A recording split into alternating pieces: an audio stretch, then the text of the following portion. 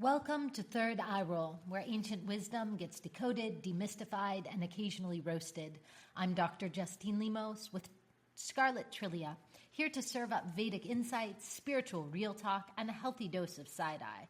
Each episode, we're diving into Vedic astrology, Ayurveda, Tantra, and the weird beauty of being human, with segments like cosmic, current events, story time with the Vedas and Shastras, WTF is that? And a mystic mic drop to leave you lit. No gurus, no fluff, just the good stuff.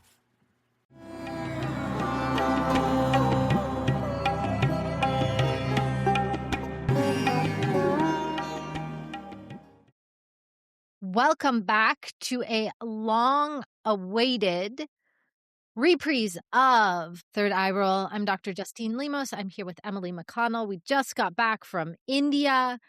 And today we are riding a big old wave. We've got a Dhanistha new moon, an eclipse portal, Maha Shiva Ratri, all stacked on top of each other. It's like a triple espresso. Karmic resets, timeline shifts, old rhythms dying so that new ones can be born. If your nervous system feels like it just got plugged into a lightning bolt, you are right on schedule. Did you hear that thunder and lightning last night? I was just going to say that. Holy moly. Holy moly. I woke up, I heard something, of course. I'm like, what is that? At 4 in the morning or whatever it was. And then I started seeing the flashes. So as soon as you said that, I was like, oh, yeah. So loud. Yeah. It was so loud. And what's amazing is last night was this new moon in Dhanistha Nakshatra, which is the drum beat, right? It's Shiva's two-headed Dhamaru drum. But this nakshatra is also ruled by the Vasus, the elemental gods of light and movement and wealth and cosmic circulation. So it's all about rhythm and timing and pulse and the elements. So last night's wild thunderstorm and the huge storm that's hitting the Sierras, we're in California, is right on schedule. It's right on schedule. And something else that came through, we always talk about how our social media stuff is it'll start to show you symbols, if you pay attention. Life will show you symbols, regular life, but also the social media kind of meta magnifying glass.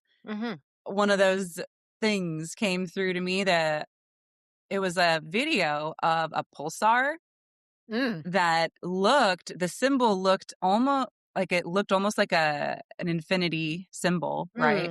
The way it was moving, and it made this sound, but it has the same image as the Damaru, and I was just like, wow, universe heartbeat or Shiva's drum. Yeah, it's also, the dance of creation and destruction. Yes.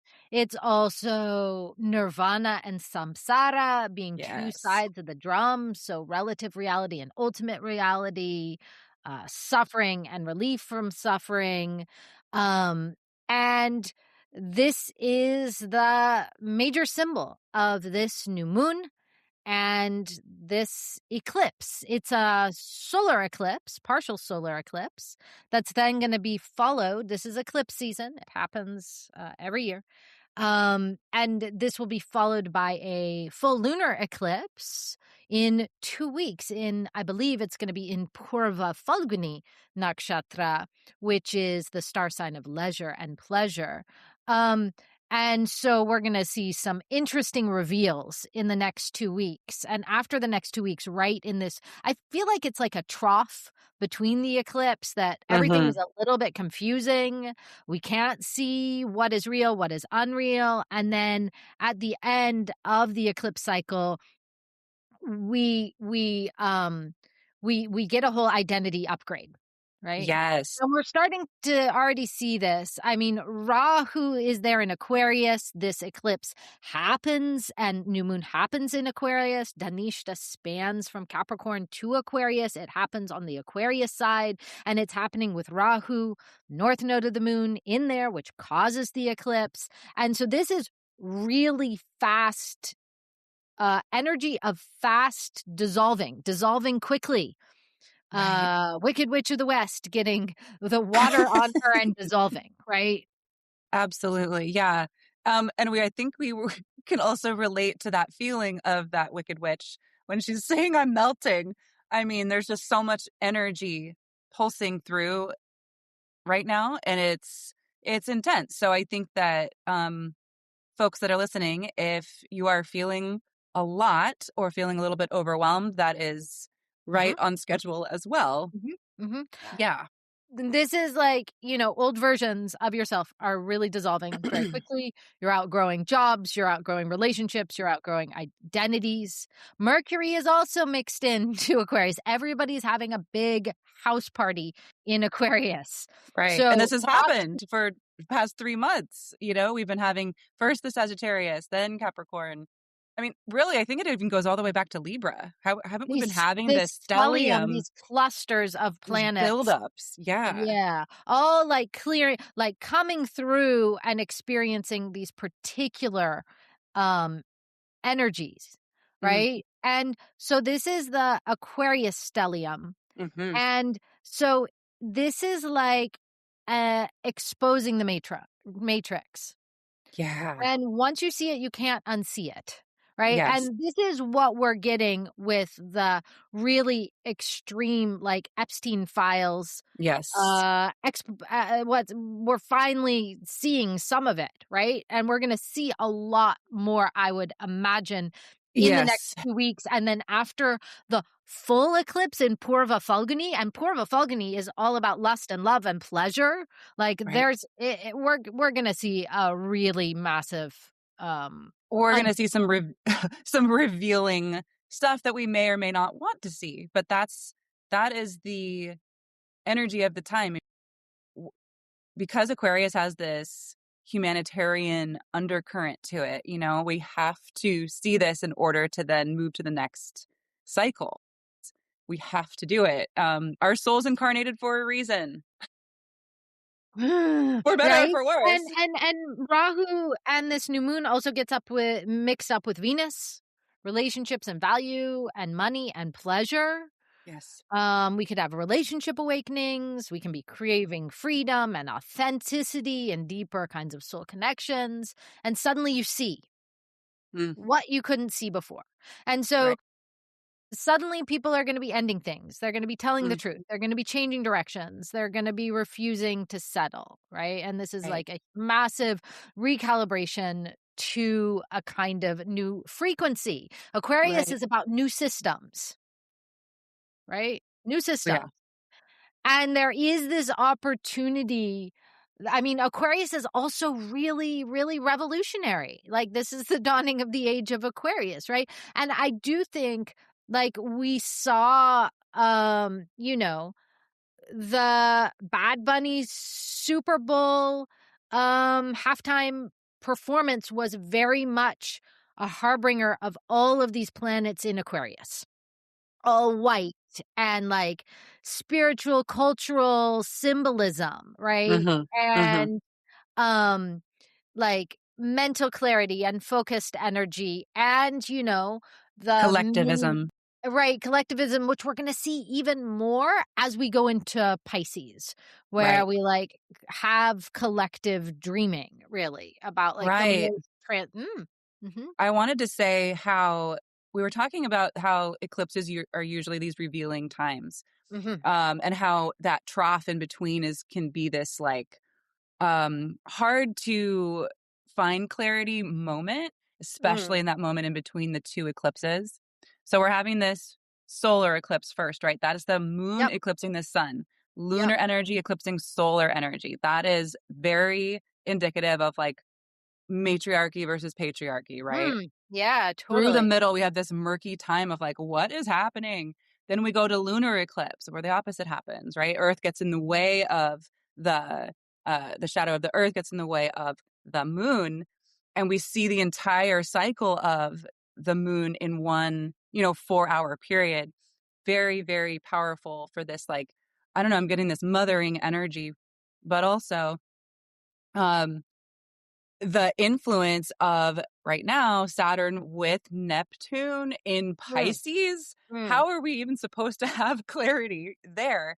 Neptune is that like hidden, murky, the most oceanic of all of the planetary energies in Pisces, the boundaryless zone of our psyche, endings, all of this karma coming up. Transcendence, just like Yes, beyond the moksha. beyond, right? Yes. Just like Yeah. meditation or medication or, Oof. but just like the deep, deep dream state. Yes, yes, Deep yes. Maya.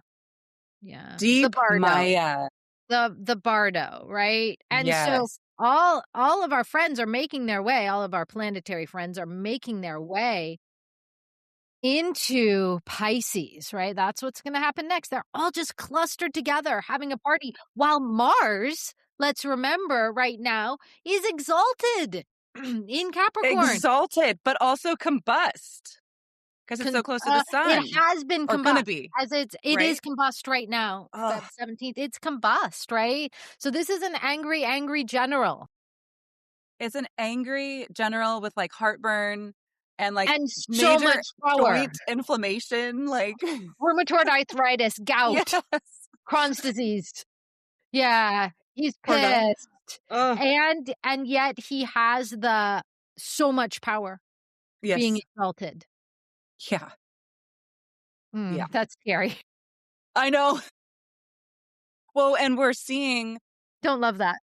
doesn't Mars do you have your chart up? Maybe I we do, I can, have a chart open. Uh-huh. talk about when Mars shifts, but it feels, um, kind of unsafe Yes. before the next eclipse happens. Like, next week sometime, it feels like there's a building of energy that's involving Mars and that we're gonna So see some Mars is gonna move kind of thing. out of its exact place of exaltation. Mars is Right. in Dhanistha, by the way, just over in the Capricorn side. It's gonna Okay. move into Aquarius with Uh-huh. everybody else next So week. that's Mercury, what I'm Venus, talking Rahu, about. Sun, Mars. That's Yeah. what I'm talking about is the war drum. That's what it reminded me of Mm.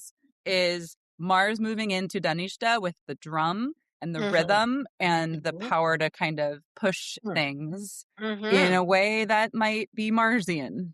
I Mhm. will just say that. I don't like to do predictions because I don't think I have as much information or as much like experience doing that. But when I'm feeling something, maybe it's because Yeah. I'm running Mars Dasha, is because I feel that. Mhm. But that is something.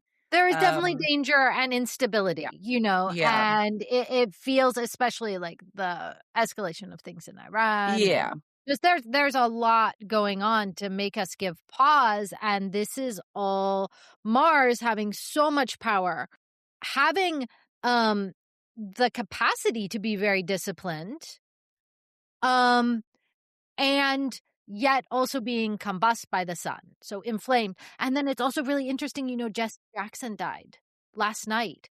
New Who did? moon, Jesse Jackson. Oh, Yeah. New whoa, moon, Dhanishta, eclipse, portal, Maha Shiva Ratri, whoa, civil rights, activist whoa. of great fame and repute. Um, Wow. I didn't yeah, know that. Oh, yeah, rest in yeah. peace, rest in power, sir. Right? Wow, Yeah. But it's wow. very much it's a good job. Yes. Beautiful auspicious timing, right? Beautiful And departure, sir. beautiful departure, sir. And we, all of the civil rights activists who worked with nonviolence are great yogis. Absolutely. And I was going to say, with all this Marsian energy that is coming up, right? How it moves into Dhanishta next with that drum, a really good way to channel that energy is to practice yoga, Mhm. asana, practice. Mhm. Move Yeah. that energy a bit with your own self so it doesn't become stuck inside your body. Yeah. So, Yeah. also right now we have Maha Shiva Ratri, the great appearance night of the god Shiva. Shiva doesn't have a birth or death. He just appears because he is eternal and therefore he can't be born and he can't die and he has no parents. He just is, right? So he has It this just appearance. is. And we just had Maha Shiva Ratri mixed in with this eclipse portal, right? It was like the real entryway, I think, into this eclipse Yeah. and slash Lunar New Year. It's, Maha Shiva Ratri is the seventh night, right, of Maga, Mm. with that crescent moon, which is a Mhm. symbol of Shiva. Yeah. That is, I mean, we didn't see it here in Northern California because it was raining and storming, which is also very right on Rudra, the point. very Yeah, fierce Rudra. form of Shiva is, Yeah, the god of storms. So we had yeah. a good Shivaratra here. We had a Ratri. beautiful Shiva Ratri. It was, Um, I had a fire going all day and was just, yeah, I had a couple love it. different mantra practices. Love It was it. Lovely. Love it. Trying to Yeah. prepare myself for this eclipse portal. Eclipses happen, eclipse seasons happen twice a year, every year. And this year just is a little bit earlier uh than I've It it seen for the is it past is several a it years. is a bit early. Yeah. So the myth I thought I'd share Ooh, yay. has to do, and it is a myth that we got to hear in India as we were going from. We spent a lot of time with Shiva in Shiva temples, We in a did. variety of forms. Yeah, at both Jyotirlinga, 12. We didn't go to all of them, but the 12 most important of Shiva temples in India. We got to go to 2 of them. How lucky are we? And So then lucky. also, the Yogini temple that we went to, had originally had Bhairava, form of Shiva, in the very center of it. So anyhow, and then there was a Shiva shrine outside. And then Yes. Varanasi is just the place of Shiva itself. It's So his city. Oh, yeah. it's his city. So we were deep in Shiva land. And, so this myth is also appropriate because of the energy of the eclipse. When there was the churning of the buttermilk ocean, and we have given this myth a few times throughout this podcast, but the devas decided that they wanted to extract the nectar of immortality, the amrit, from the churning of the buttermilk ocean, which of course is ourselves, because once upon a time, long, long ago, and far, far away, and simultaneously right here and right now, inside of each of us. So they got a huge snake, a Vasuki, and they wrapped it around Mount Meru, which is our spine, and the snake represents really our practice of yoga, asana, kriya, yama, niyama. And they decided to churn, pulling back and forth the snake like a large mortar and pestle, grinding with the asuras, the demons, and the devas, each pulling one side. And they started to churn this buttermilk ocean, and stuff started to pop out of the buttermilk ocean. Some quite lovely and some not as lovely. A wish-fulfilling cow. I really want one of those popped out of the ocean. A wish-giving One. tree, right? So can we just get a wish-giving cow? Please. Please. Dhanvantari, the first physician of Ayurveda, popped out. Lakshmi, goddess of wealth and beauty, popped out. Her elder sister in some teachings, Lakshmi or Jesta, pops out.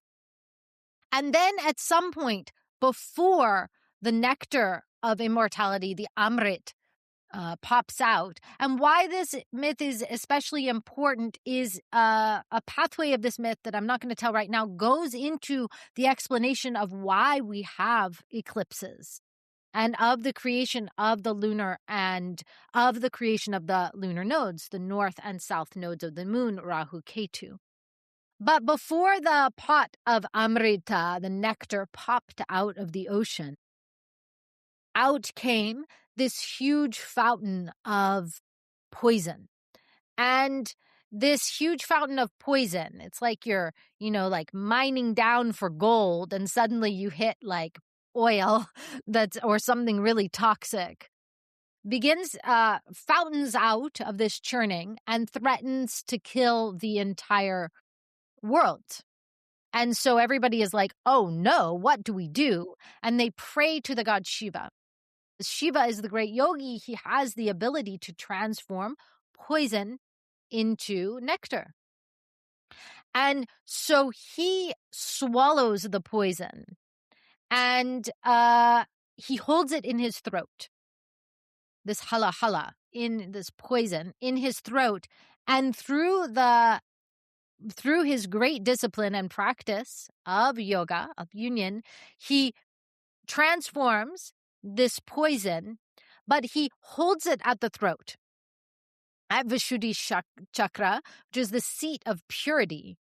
And he doesn't let it drip down and affect the lungs and the hearts and the inner organs.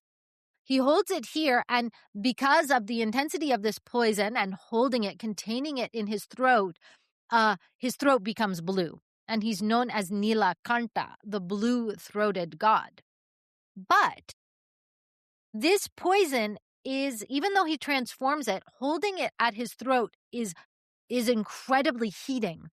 It creates all of this heat inside of his throat that it sears him, and it's very painful.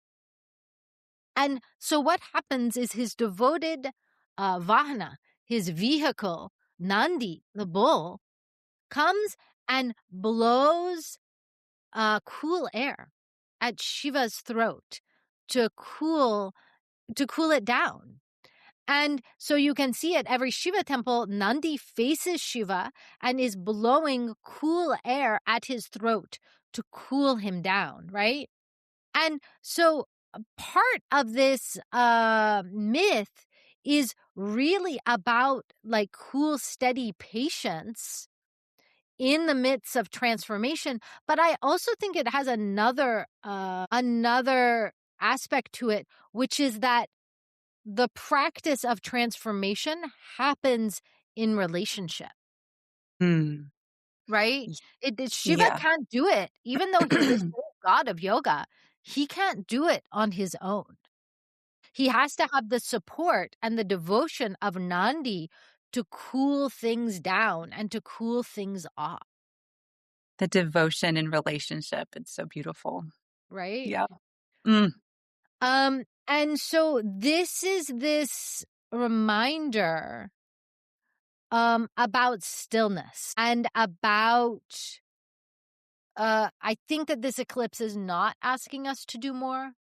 It's asking us to listen and to tune in, because the messages of this eclipse arrive through rhythm, Dhanistha, and through presence and through stillness.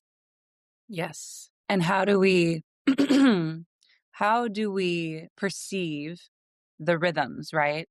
We have to listen deeply within our own selves. That's right. Yeah. Beautiful. Om Beautiful. Namah Shivaya. Om Namah Shivaya. Hare Har Oh. Mahadev. Full power. Full power, full action. Bye, friends. We love you.